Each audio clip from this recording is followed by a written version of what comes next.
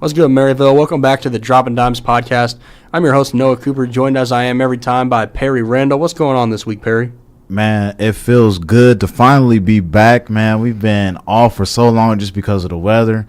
But in the midst of that, there's still basketball going on in California, Florida, because, it's nice out there. So the people in the Midwest, we just got to watch it on TV. So, I'm just ready to get back to it, man. We've had all these snow days, and the one thing the snow days have been good for is watching basketball and catching up on this basketball action right now, because we haven't had a podcast now for, I believe it's 2 weeks now, right, Perry? Yeah. And we've missed out on a lot in that time, going all the way back to probably the biggest news of the last 2-3 weeks now, and that's the Kristaps Porzingis trade. Probably, in my opinion, the biggest trade before the trade deadline that happened. It happened about a week before the trade deadline.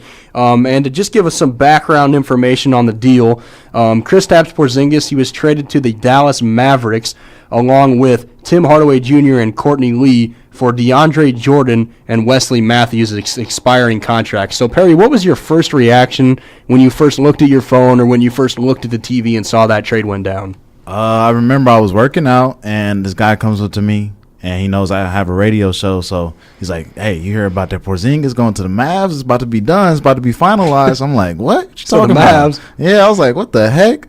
And then I looked at ESPN. I was like, "Dang, that's about to happen." And then I looked at Twitter because Woj, all those guys, Shams, all those people, they have all the inside information. So then I saw a tweet, and it says the trades that actually go through on trade deadlines each year are the ones that aren't talked about. So that told me that a lot of the trades that did go through, no one ever knew about them. But like the ones with like Anthony Davis, everybody was waiting for it to happen. It never happened. So that was an interesting tweet.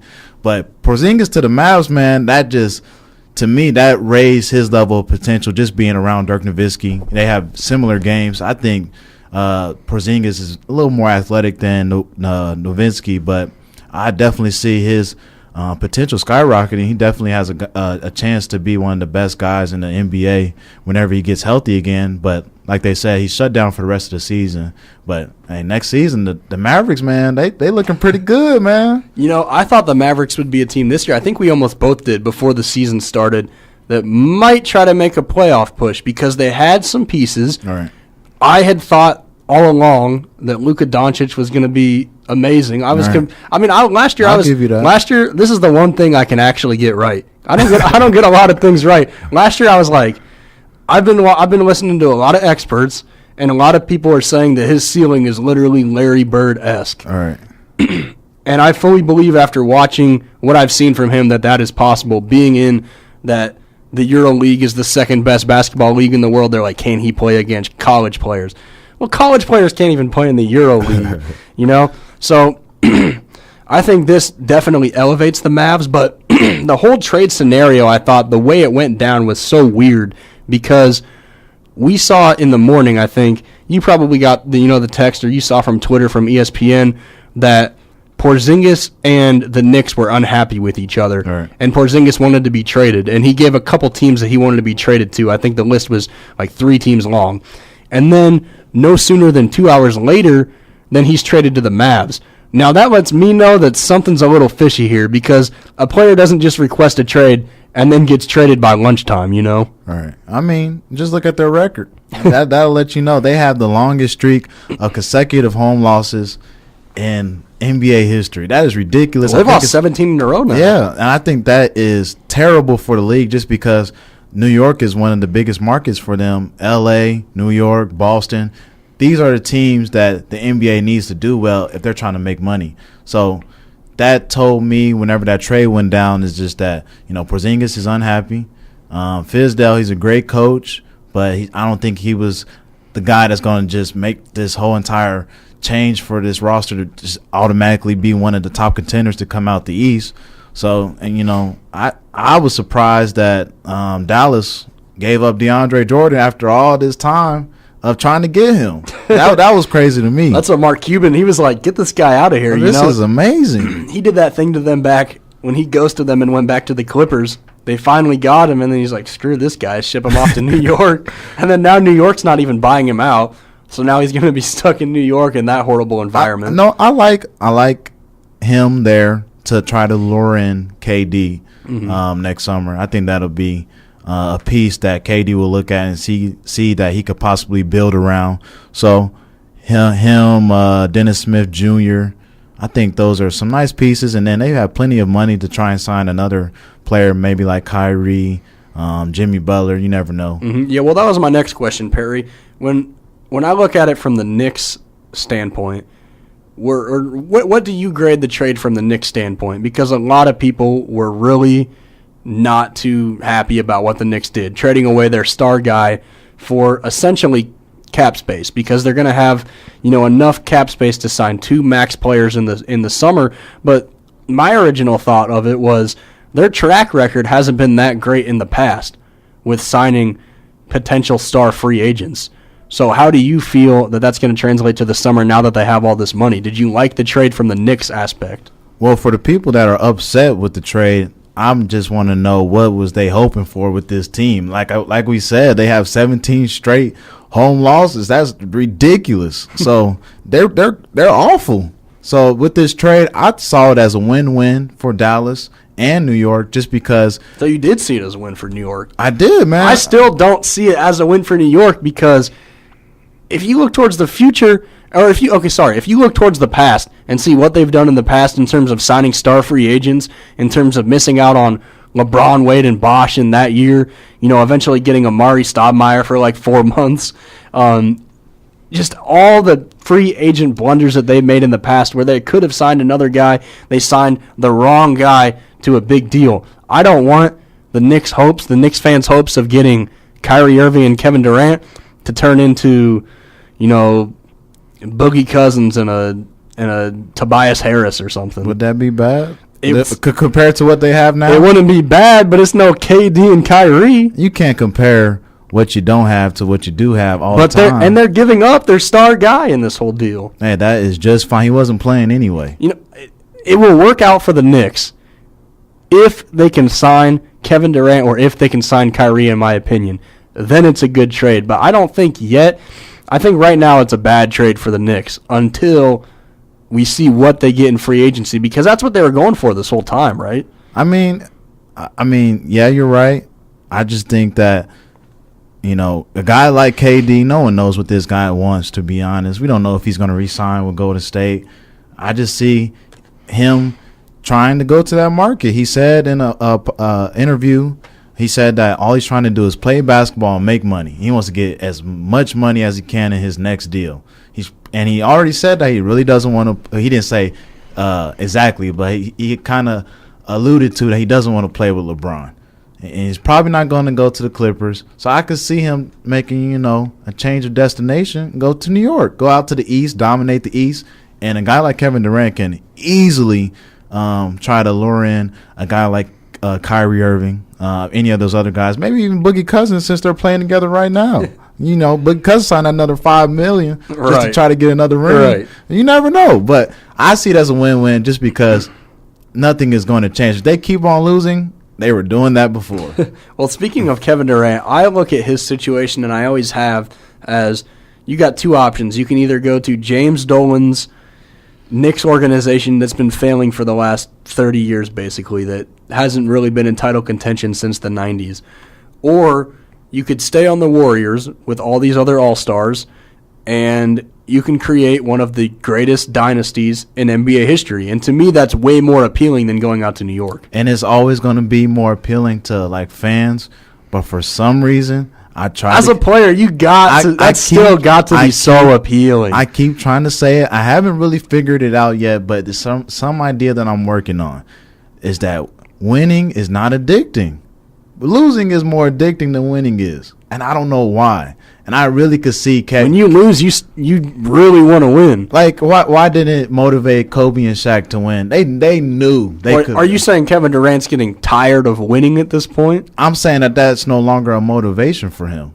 He's won back-to-back Finals MVPs, clutch shots over LeBron. I think he's at the point now where he's like, I see that the world is not going to see me as a number one guy anymore. So I'm going to go ahead and just do what I think is best for me. Just go play basketball somewhere else. I think the biggest appeal for Kevin Durant possibly going to New York, if they can sign him, from Durant's perspective, is you couldn't get it done in Oklahoma City with Russell when you were younger. Right. You finally got it done with superstars. Now you're almost going back to that same situation you had in Oklahoma City. You're trying to do it by yourself again, maybe with one other star, say the Knicks get another guy. I think that's the biggest appeal for him, because if he was upset that people didn't look at him as the greatest basketball player at that time after they beat the Cavs, then he'll probably be thinking, what can I do next to make people to think I'm the best right now? And that's probably going to the Knicks and winning a title by myself instead of having all these other guys around me. And I think he understands that the value of winning, let's say, 6 rings with the Warriors is not as valuable as winning 2 with the New York Knicks, or even 1 at that point. 1. I don't know though. If they rattle off 6 straight, that's got to be. But everybody, not you, but everybody's going to be like, he had to go to that team to do it. I don't see why not. They have 5 All-Stars, 2 MVPs. And that bugs Kevin Durant, too. It does. He gets bothered by the media. The other day, he just had a little spaz with the media talking about what I do to you guys and all this stuff. So you already know he's bothered by the media. Well, since we're on the subject of Kevin Durant, what'd you think of that? He had a point, to be honest, but I think he also is pretty sensitive. I think when you're at that level, that just comes with the territory. You're that good, the media is going to be on you. LeBron gets the same amount of pressure every time he misses a free throw. Oh, he's terrible and all this stuff. Yeah. So it just comes with the territory, but at the same time, he's telling the truth. A lot of the reporters, they're putting words in his mouth, talking about how he's not happy in Golden State anymore.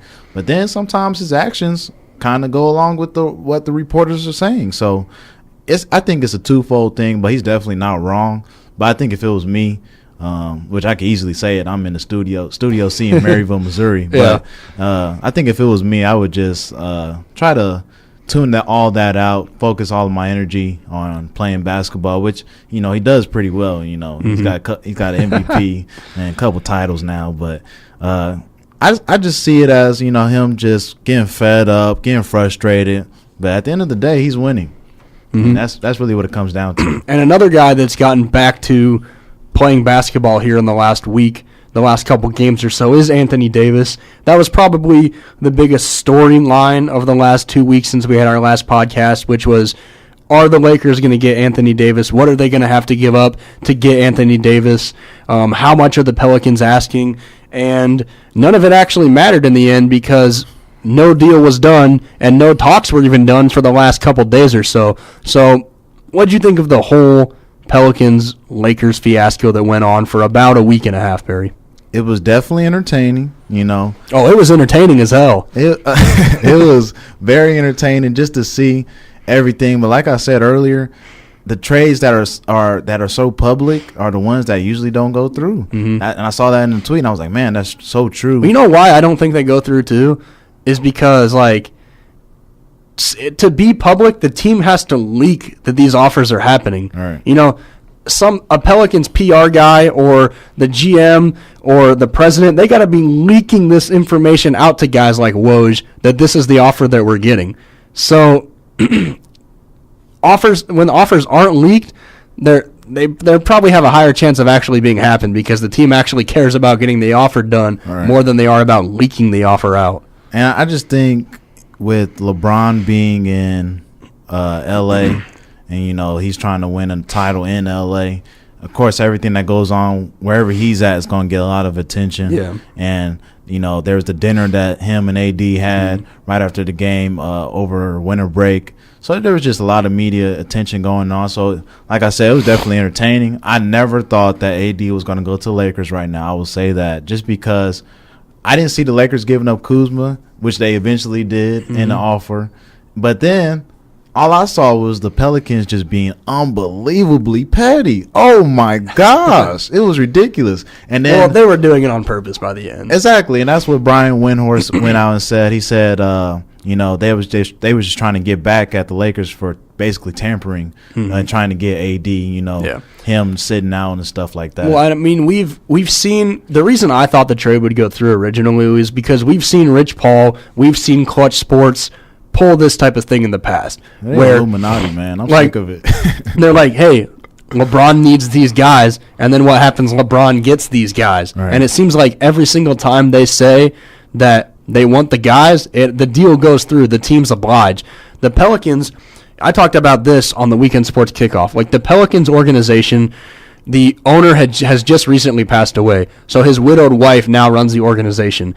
They got a GM that probably doesn't want to be in this situation, and everyone, the media, the fans, the Lakers, they're basically all telling the Pelicans, you got to accept whatever offer the Lakers put up, and they're like, why? Like, why do we got to accept the first offer that we get? And you saw they were like, after a while, they just started trolling them. They started leaking all the information out.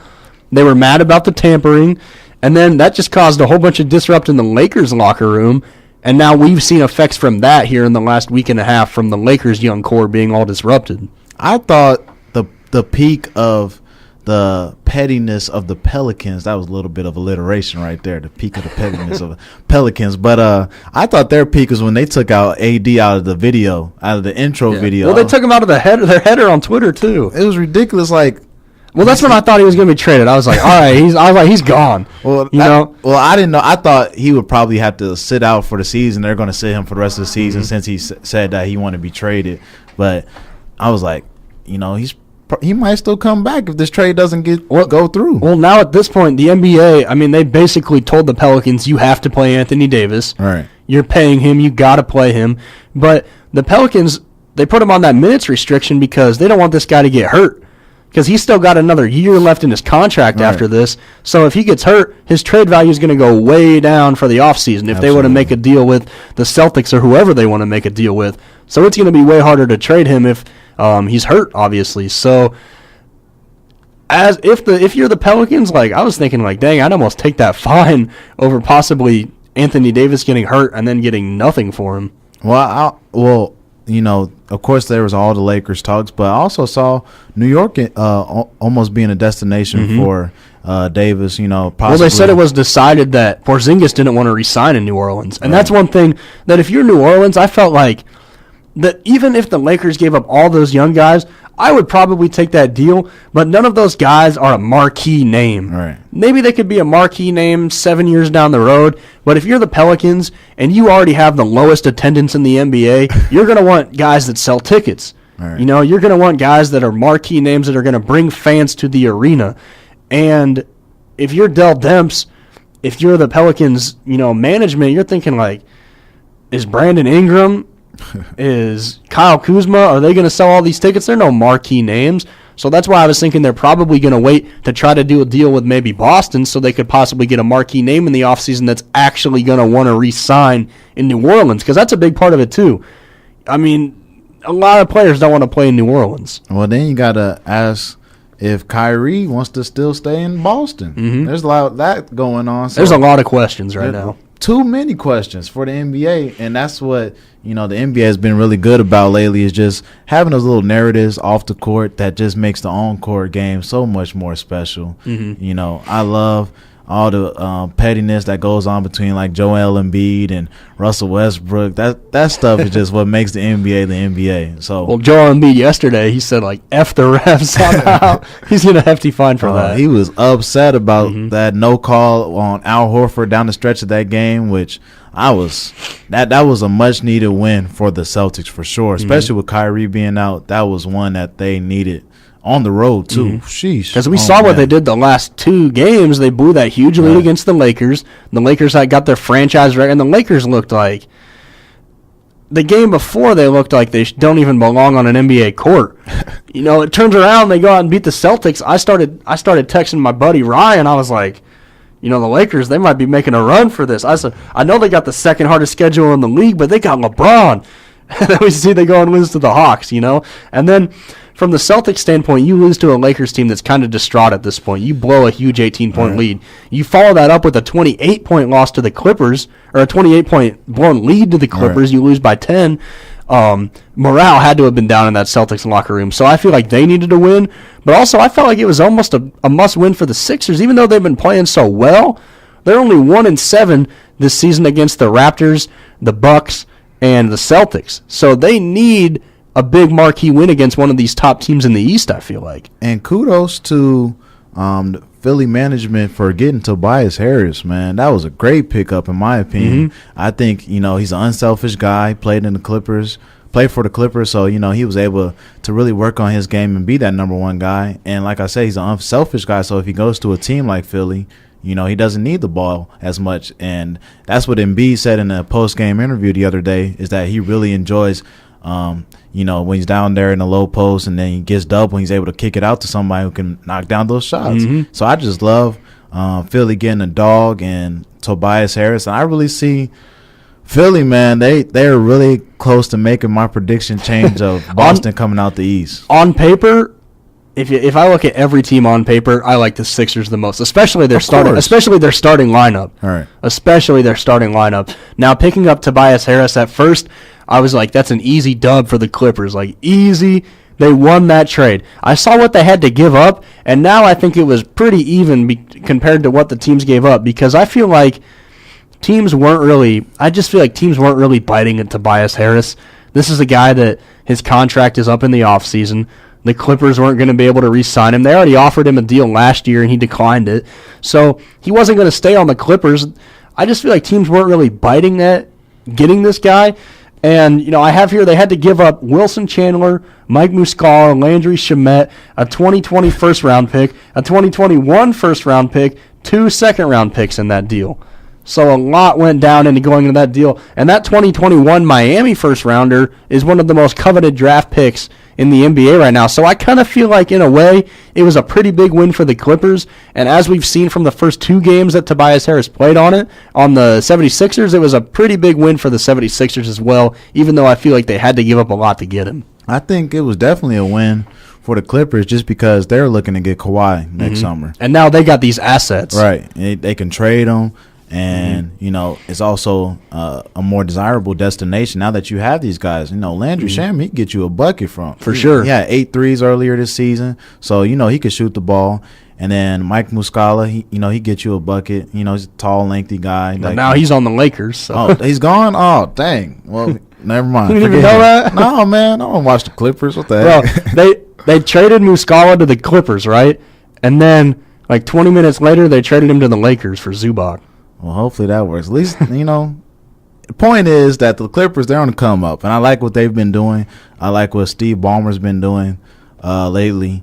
I just see Kawhi possibly going there. I think he will end up with the Clippers next summer. I think the Clippers, in my opinion, are a way more desirable destination than the Knicks. Both of these teams have the option to sign 2 max players. If I'm a player, I'm going to a team that I know is a pretty well-run organization in the last 2 years that's got an energetic owner, unlike James Dolan.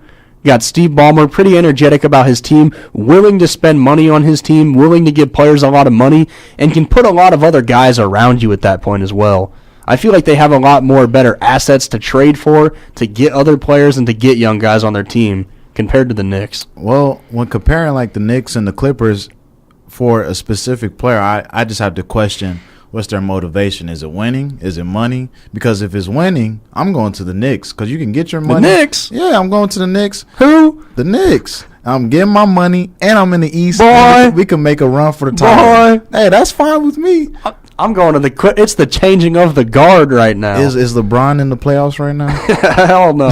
Then that's all you need to know about the West, all right? The guy who's been there. The Clippers more in the playoffs than LeBron. Hey, I'm glad you know. But if you're the Kings more in the playoffs than LeBron. Shout out Kings. You already know what we've been doing. Got Harrison Barnes. Who else we pick up? I'm out here making moves. Bro, we are making money moves. Cardi B flow out there, man. I'm so happy for the Kings.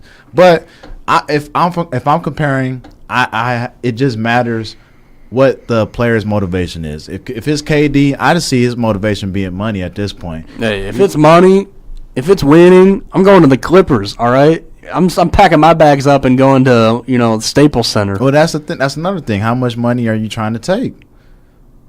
Because then now you have to question, how much money do I have left to sign? Well, 1 or 2 more guys. KD, he's playing with 4 other guys right now. So it just depends. But I do see KD seeing the Knicks as a more attractive destination than the Clippers right now. And that's what a lot of the reports would be saying too, is that more than likely the Knicks would be over the Clippers at this point. But I don't think you should discount the Clippers out from getting any of these big time free agents, because I just really like the situation that they have going on in LA right now. I think the biggest free agent to me right now is going to be Klay Thompson. That is no one's talking about him either. That is the guy. He's not even talking about himself right now. He doesn't even speak. No.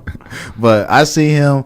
That's going to be the biggest move, whether he resigns or not. If he resigns, then all you need to know is Golden State still running things for a while now. Like, they can re-sign him too. Easily. I don't know him personally. He doesn't talk a whole lot, but I feel like he's a guy that would take a pay cut. Yeah, I wouldn't be surprised. Like, I feel like he's like Draymond. I remember last season, his contract's up after this season. Last season he was like, I deserve the max. Like, and I'd expected nothing less from Draymond to be saying something like that. Whereas Klay, he seems like a guy that's just going to go with the flow. I mean, what he signed with, like, And One shoes or something like that, or like New Balance or something like that.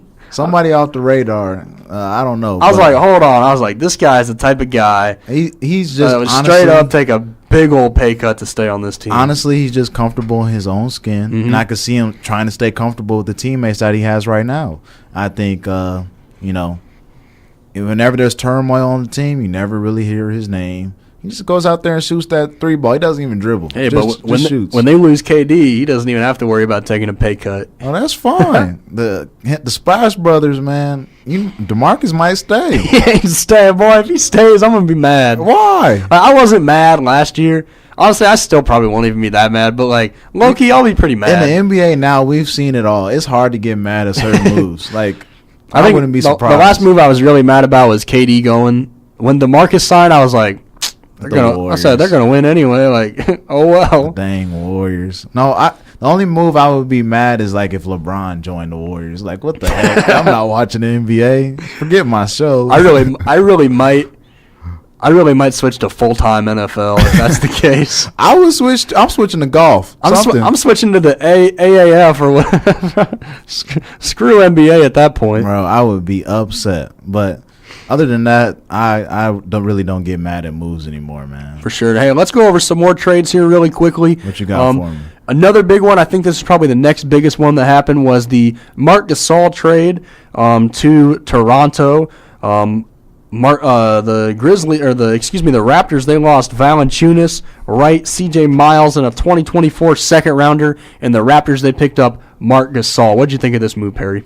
With C.J. Miles, I didn't really see him playing that much this season, so it doesn't seem like that'll be too much of a significant drop off for the Raptors in that position. You know, you got Kawhi, you got guys like Danny Green, all guys that could play the three position. So I wouldn't be worried about that. But as far as like basically the exchange between Marc Gasol and Jonas Valanciunas, I think you're exchanging skill for effort.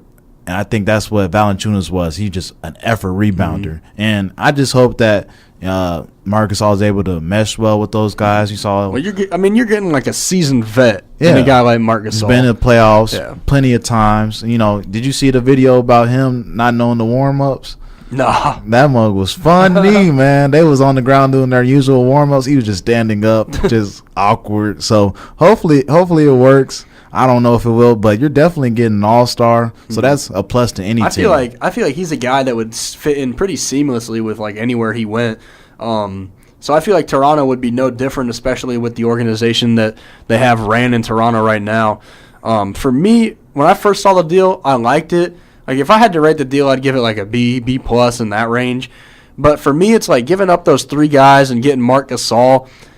I'm glad they didn't give up any of their main guys on their bench, because they got a really good bench, and they didn't give up some of their top guys that they have. Mm-hmm. But it's like, for me, how much does Marc Gasol really add when you take these three guys out and add Marc Gasol in. Well, I think that a lot of people forget that he was a 2013 Defensive Player of the Year, and of course that was probably a down year. Well, that was 6 years ago. That's fine, but I think he brings a lot of intangibles to this team. You know, just communication on defense. Yeah. And I mean, he's still a good player. That's why I'm giving it a B. Right. But I just keep thinking, like, how much more is he really going to get you over the hump?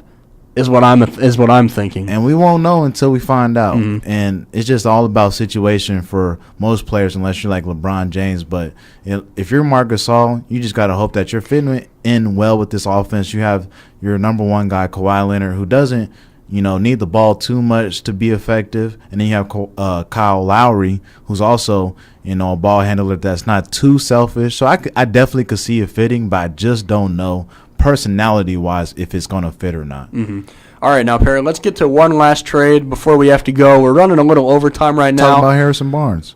We're not talking about Harrison Barnes, man. All right, hey, one last trade. This was actually my favorite trade of the trade deadline. Reggie Bullock to the Lakers? Yep, that was it. That was it? No, I feel like this trade, the team that got this guy, I feel like he will do the most to their team out of any trade. And that was the Nikola Mirotic for basically Thon Maker and Stanley Johnson. I feel like when I first saw that happen, I was like, you know what? That is exactly the type of guy that the Bucks need. A guy that can play crunch time for you in a big-time playoff game, can come up big just like he did with New Orleans in 2 or 3 games last year in that first-round series against the Blazers where he had over 28 points. I feel like this is a guy that can get it done for you in crunch time in the playoffs. That can be that stretch forward position, and I just really like that move for the Bucks. Why not Jabari Parker to the Wizards? You should be happy about Jabari. That. No, I'm just playing. But Mirotic, man, he's a great compliment to Giannis's game. Giannis, he's not a three-point shooter. He's working on it, but he's not there yet. He's more of a guy that likes to dominate on the inside, so he's going to see a lot of double teams, especially in the playoffs, because he's basically the main ball handler. So having that spot up shooter, you need that kick out spot up guy. Exactly, and I think Mirotic is perfect for that. I think he got a lot of practice with that with AD in New Orleans, and also with Boogie too whenever he was there. So I think this is a perfect fit, and I definitely could see how you could say that he's probably the most effective trade that happened over the deadline. Well, and like in this new NBA, new age era of NBA, when you're playing 5 out, a lot of these times you're playing Golden State Warriors basketball. Right. I feel like the addition of Mirotic, throwing him in at the 4, putting Brook Lopez at the 5, and Giannis at his normal 3 position, I feel like you can run a pretty good 5 out with those 3 guys and have a pretty successful lineup. I'm not sure if the addition of those 3 guys on the court at the same time is going to work, but I'm really intrigued to see how that lineup is going to work. I think it'll work if they make it work. I think it's definitely not something you can just force and like, hey, Mirotic, go hang out with Giannis and just go get some buckets. No, it's not going to work like that. It's going to take some time, but I definitely do see it being a plus for them in the playoffs because any team needs more shooting. Every team needs more shooting. Yeah. So I definitely see Mirotic bring that to this team, and they're the number 1 seed. I'm pretty sure they still are. Yeah. And they can definitely. They got the best record in the league by like 3 games in the loss column right now. Hey, they're the best team. Giannis is my leading MVP candidate. He's mine too. I know a lot of people are saying Harden right now, but Paul George is creeping up. Paul George is the real deal, man. Hey. We gotta cut it off soon. But if I had to do MVP, my 2 would be Giannis and Paul George. 1-2 right now. Hey, before the season started, I said I got OKC finishing number 2, and it's definitely a possibility right now. It's looking like it. Hey, it's looking with this Nugget slide. It's looking like it. Hey, Westbrook, keep missing. That's all it comes down to. Hey, but the Lakers beat them when you saw them, though. So. Hey, man, that's okay. All right, man. So that's all the trades we're going to go over today. We ran a little bit over time. Going to miss a little bit of class, but that's all right. I'm sure they won't care too much. Forget class. Make sure to check us out tomorrow on the Droppin Dimes show on X106 from 4 to 6. We'll be going over a lot, probably some more trades that went down, probably recapping a lot of this information, and also talking about some All-Star talk because we had the All-Star first annual All-Star draft televised last week. So we'll be going over our opinions of that and even do another mock draft just like we did last year with our own All-Star teams. Stay tuned for that tomorrow. You're listening to the Droppin Dimes podcast. For Perry Randle, I'm Noah Cooper, and we out.